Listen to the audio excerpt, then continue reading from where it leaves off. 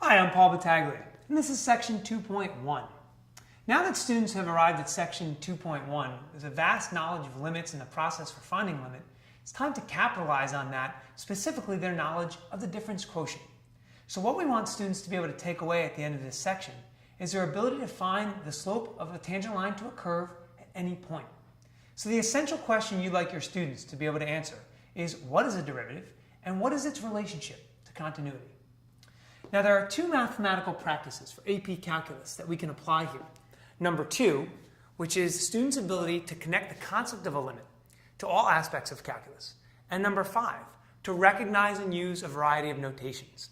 So let's talk about that for a little bit. What you're going to want to do from a teaching standpoint is expose them to as much vocabulary and synonymous terms and phrases as you can.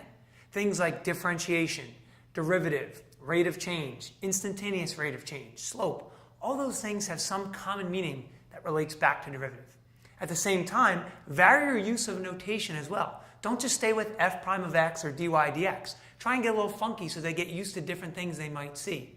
P prime, du dv, the rate at which capital W changes with respect to lowercase w. Funky things like that. And also don't forget to cover the alternate form of the definition of a derivative.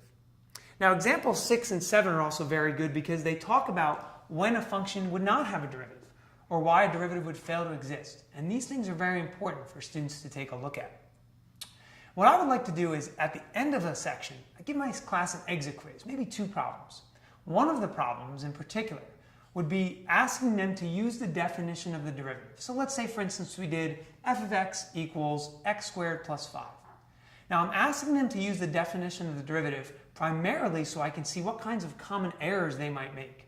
What I'm looking for is their inability perhaps to expand the numerator of the difference quotient properly.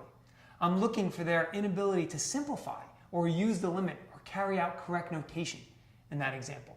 Now what this is going to also allow me to do is it's going to allow me to see if they can recognize a more abstract version of this derivative like they would have to do on the AP exam.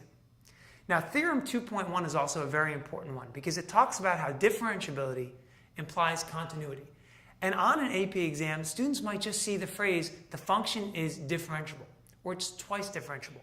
They need to know that now the AP exam is not going to state that the function is also continuous because of things like Theorem 2.1. It's implied. I hope all these tips have been helpful and you find much success in section 2.1.